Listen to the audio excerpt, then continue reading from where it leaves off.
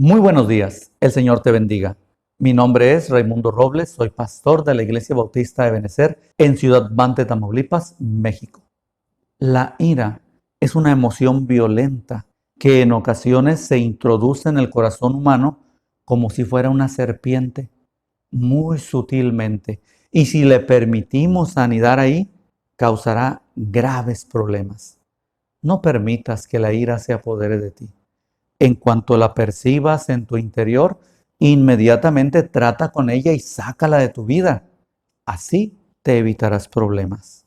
La historia que estudiaremos hoy se encuentra en el primer libro de Samuel, en el capítulo 25. De esta historia aprenderemos tres aspectos muy importantes que nos ayudarán a tratar con nuestra ira interna.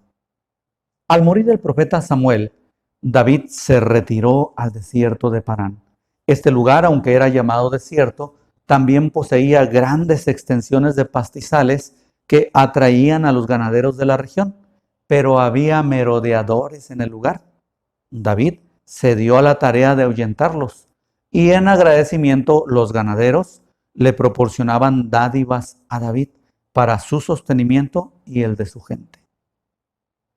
Entre los ganaderos del lugar se encontraba Nabal, un hombre de grandes riquezas. Él poseía 3,000 ovejas y 1,000 cabras. Y David había protegido sus rebaños en diferentes ocasiones. Un día, David se enteró que Nabal estaba esquilando sus ovejas.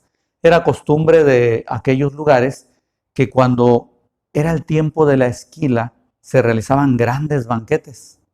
Entonces David envió a 10 jóvenes para pedirle a Nabal que le proporcionara provisiones y comida para su gente. Nabal, en el versículo 10 y 11 de este capítulo 25, hizo lo siguiente. Y Nabal respondió a los jóvenes enviados por David y dijo: ¿Quién es David? ¿Y quién es el siervo de Isaí? Muchos siervos hay hoy que huyen de sus señores. ¿He de tomar yo ahora mi pan, mi agua y la carne que he preparado para mis esquiladores y darla a hombres que no sé de dónde son? Nabal era malo y prepotente y se negó groseramente a la petición que David le hacía. Los jóvenes mensajeros no discutieron con él. Simplemente regresaron a David y le refirieron todas las palabras de Nabal. Y en los versículos 21 y 22 de este capítulo 25 se expresa la reacción de David. Dice así el versículo 21. Y David había dicho: ciertamente en vano he trabajado y he guardado todo lo que este hombre tiene en el desierto, sin que nada le haya faltado de todo cuanto es suyo. Y él me ha devuelto mal por bien. Así haga Dios a los enemigos de David, y aún les añada que de aquí a mañana, de todo lo que fuere suyo, no he de dejar con vida ni un varón. David, lleno de ira, tomó su espada y se fue contra Nabal. Le siguieron 400 hombres y otros 200 se quedaron para cuidar el equipaje que traían.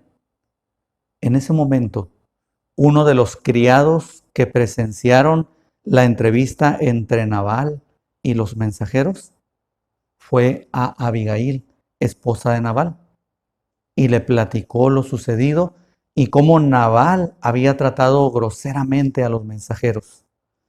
Abigail era una mujer muy hermosa e inteligente y se imaginó lo que sucedería a consecuencia de esto. Entonces tomó mucho alimento y provisiones, lo cual colocó en varios asnos y le dijo a los criados: vayan delante de mí y yo los alcanzaré más tarde. Entonces ella salió de aquel lugar, no le avisó a su esposo y por un lugar secreto del monte llegó hasta el camino por donde habría de llegar David. Se encontró frente a frente con David y sus hombres. Y dice la Biblia en el versículo 23: y cuando Abigail vio a David, se bajó prontamente del asno y postrándose sobre su rostro delante de David, se inclinó a tierra y se echó a sus pies. Este acto de Abigail era una muestra de mucho respeto que solamente se hacía delante de una persona muy prominente. David había sido ofendido, sentía gravemente herido su respeto, su amor propio. Y esta acción de Abigail llamó la atención de David poderosamente. Entonces dice la Biblia, y dijo Abigail: Señor mío, sea sobre mí el pecado. ¿A qué pecado se refería Abigail? Pues a la ofensa que Nabal profirió contra David. Ella continuó diciendo en el versículo 24: Mas te ruego que permitas a tu sierva hable a tus oídos y escucha las palabras de tu sierva. Versículo 25.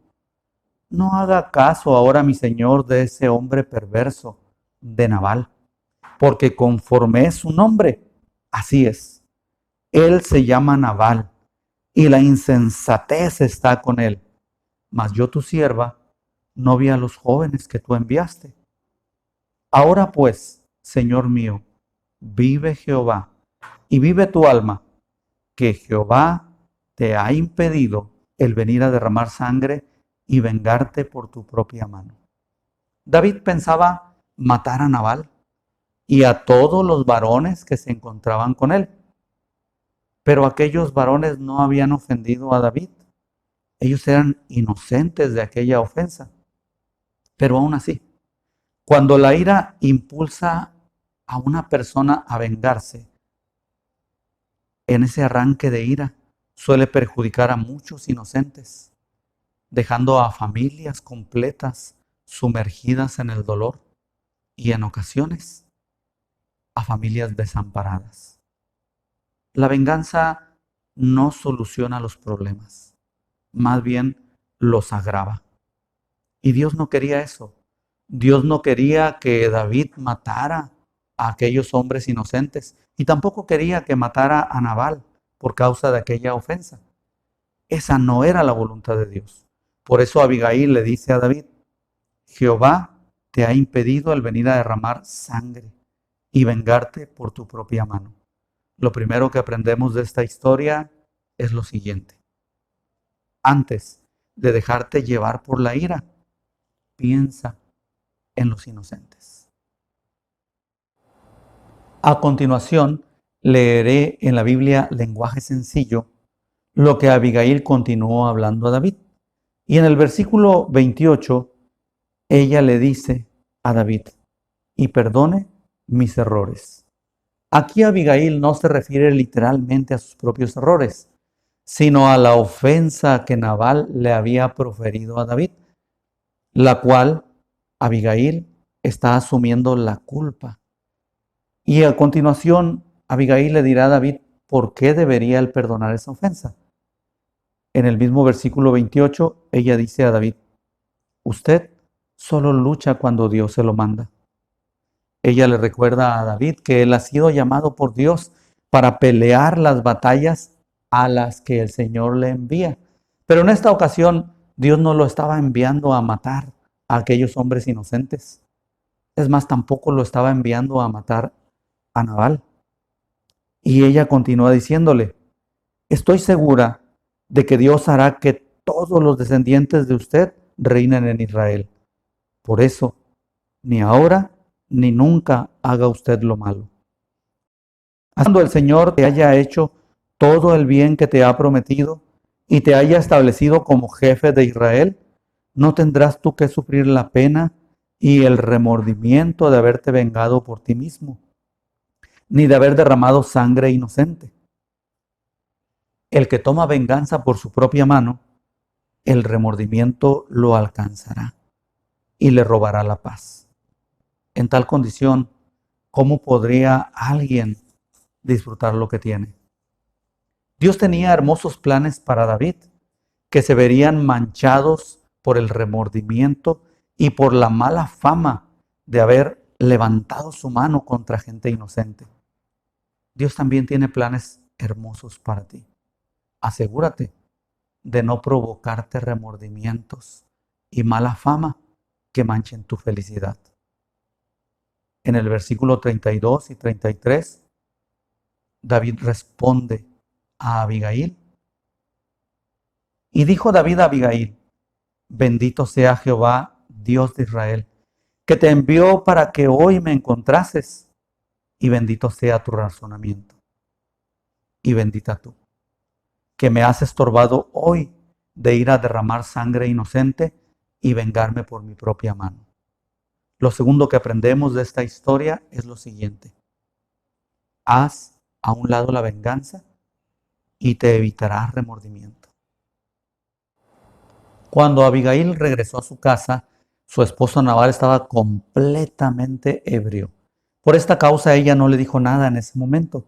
Pero dice la Biblia en el versículo 37 y 38, pero por la mañana, cuando ya a Nabal se le había pasado los efectos del vino, le refirió su mujer estas cosas, y desmayó su corazón en él, y se quedó como piedra. Y 10 días después, Jehová hirió a Nabal y murió.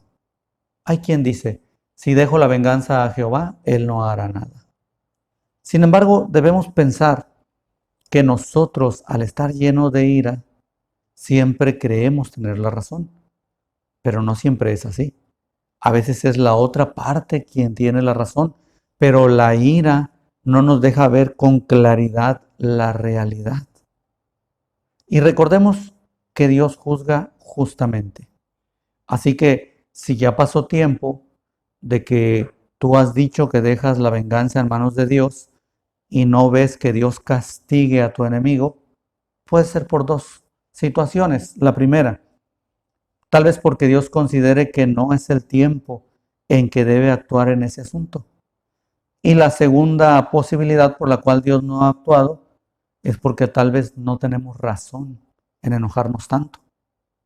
O tal vez no tenemos razón en cuanto a ese asunto.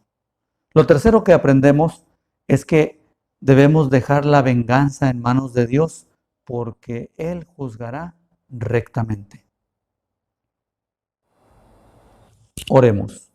Amoroso Padre Celestial, en esta hora, Señor, buscamos tu rostro y tu bendita presencia, porque reconocemos que aunque conozcamos mucho acerca del manejo de la ira, cuando verdaderamente estamos furiosos, no podemos controlar nuestro carácter, Señor.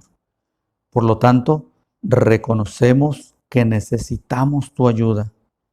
Te rogamos en el nombre de Jesús que tu Santo Espíritu nos llene de tu amor, de tu paz, que el gozo de nuestra salvación lo tengamos presente en todo momento, Señor, y que de esta manera podamos ejercer dominio propio cuando la ira quiera invadir nuestro ser. Ayúdanos, Padre, para no cometer actos de los que después podamos arrepentirnos.